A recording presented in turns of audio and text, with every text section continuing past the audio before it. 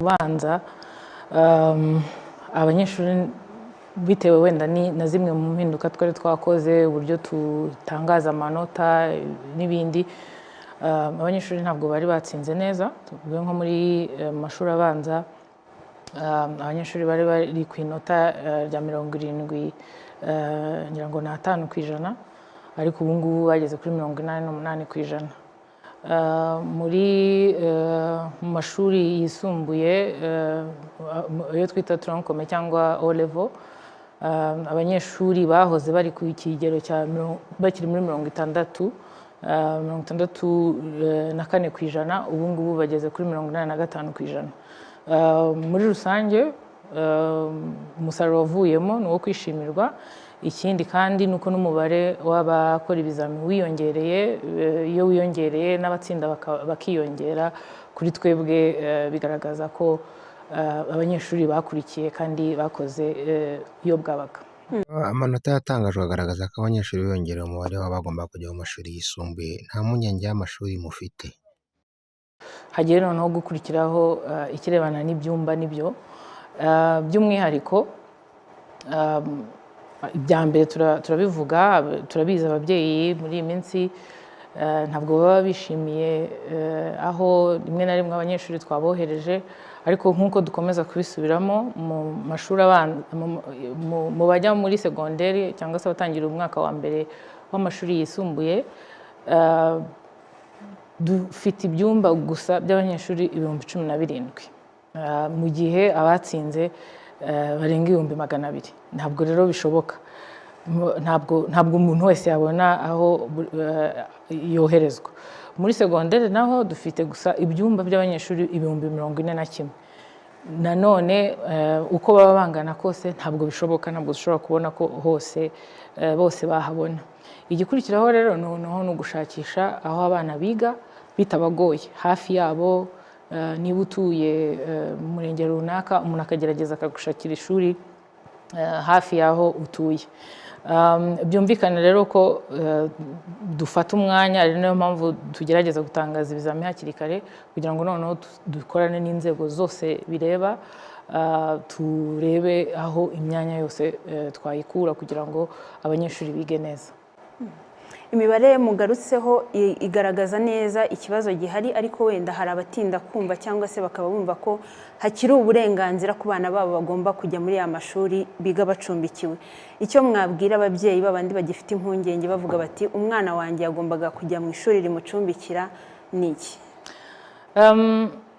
Ko umubyeyi wese yifuza ko umwana we yiga akiga mu ishuri yifuza, rwose turabyemera. Umubyeyi wese nta kintu kimunezeza nko kubona umwana we yiga mu ishuri ashaka, ariko ubushobozi bw'ibyo dufite nabwo ntabwo ari ikintu twahita dupfa guhindura. Bisaba amikoro, bivuze kugira ngo uve ku byumba 17,000 ugere ku byumba 200,000, ntabwo ari ibintu bipfa gukorwa ako kanya. Icyo twabasaba ni ugukorana natwe. Hari ibigo twagaragaje ababyeyi bakunda gusaba. Ikigo St Aloys cya Rwamagana dukunda kukivuga, gifite imyanya 120, ubu noneho cyasabwe n'abanyeshuri 28,000. Ntabwo rero bishoboka. Icyo tubasaba rwose, mudufashe tugerageza ibishoboka, ariko kuko imyanya ari mike, wenda umuntu abivuze mu buryo bwa pourcentage, ababyeyi babona cyangwa se abana babona ibyumba ni 7% gusa y'abanyeshuri baba bakoze. Nibyo byumba byonyine dufite. Iyo tugeze muri tronc-commun cyangwa se abarangiza O level, niho ibyumba byiyongera bikagera hejuru gato ya 40%. Ubwo rero nta kintu umuntu aba atakoze hashoboka, nuko gusa tudafite ibihagije. 7% muvuze mu mashuri abanza na 40% cyangwa hejuru yaho gatoya mu mashuri yisumbuye, ntawavuga ko ari umubare munini. Ni umubare mutoya ugereranyije n'abanyeshuri baba bakoze ibizamini uko baba bakoze, nk'uko mwabivuze ko batsinze neza. Ariko se nka minisiteri hari ingamba zihari cyangwa se hari politike z'igihe kirambye yo kongera ibyo bigo by'amashuri bicumbikira abanyeshuri kugira ngo bababyeyi noneho baruhuke wa mutwaro bavuge bati umwana wanjye niba yavunitse agiye aho agomba kujya? Nibyo ibyumba dukomeza kubyongera, ariko nanone tugashyira n'imbaraga no mu mashuri abana biga bataha. Tubona buri munsi abana baratsinda, muri ibi bihe tubona abana basigaye biga ari bato cyane, wenda bitandukanye na kera. Rimwe na rimwe n'ababyeyi tukifuza ko dushyira n'imbaraga no mu mashuri abana biga bataha kugira ngo babe bakiri kumwe n'abana. Ariko uko ubushobozi bw'igihugu bugenda bwiyongera, natwe tuzakomeza kugenda tubyongera. Ntabwo twagarukira aho, ntabwo twakwicara ngo tuvuge ngo aha ngaha niho twagarukira. Tuzakomeza kubyongera, gusa n'amashuri abana biga bataha nayo ni amashuri meza. Ubu niyo menshi ari hirya no hino, nta cyatubuza ko nayo tuyagana, abana bakiga kandi bakiga neza, hanyuma bakajya biga banataha bagera mu rugo, n'ababyeyi nabo bakabafasha. Mu musaruro wo kwishimirwa muri uyu mwaka w'amashuri mu batsinze neza harimo umunyeshuri ejo wahembwe witwa Leontine Uwamariya, twanagarukagaho mu kanya ashima uko yafashijwe cyangwa se avuga n'ingamba afite mu yindi myaka iri imbere yo gukomeza amashuri, ariko we yahembwe ku munsi w'ejo kuwa gatanu. Nihe mpamvu yatumye Leontine ataza gufatira ibihembo bye cyangwa se kubwirirwa amanota ye umunsi umwe n'abandi bana bitwaye neza kandi we ari mu ba mbere bahize abandi? Urakoze kuri iki kibazo no kuduha umwanya kugira ngo tunakivugeho, kuko turabona turatekereza ko mu bibazo byinshi dufite nk'ibyo wavugaga byo gushaka aho abanyeshuri baba n'ibindi, reka tugishyireho umucyo kugira ngo abo byababaje, abumva ko habayeho akarengane babyumve. Nibyo Leontine Uwamariya, umwana rwose w'umuhanga, ntabwo yabashije kuza ku munsi twatanzeho amanota ku itariki ya 20. Navuga ko habaye ikosa, ibyo bakunda kwita administrative.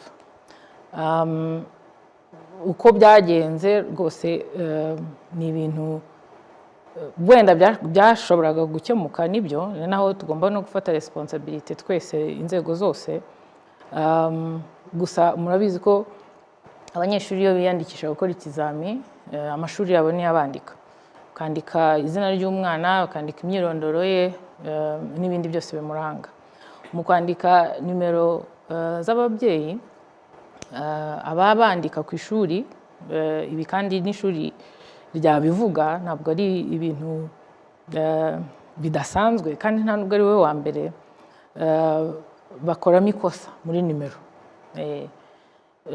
Hanyuma mu kubahamagara, ubwo ni ku itariki ya 19, bose barabahamagara, byumvikana Leontine niwe wari ku mwanya wa mbere.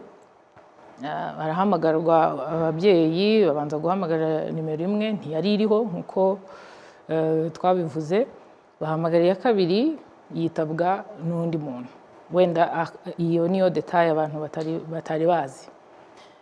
Yitabwa n'undi muntu, umukozi wacu wa Nesa aravuga ati ndi kanaka, nkora kuri Nesa, twagira ngo se ni wowe mubyeyi wa runaka? Uwo muntu aravuga ati yego, twagira ngo tubabwire yuko umwana wanyu yatsinze neza, tukaba twagira ngo tumutumire azaze gufata ibihembo.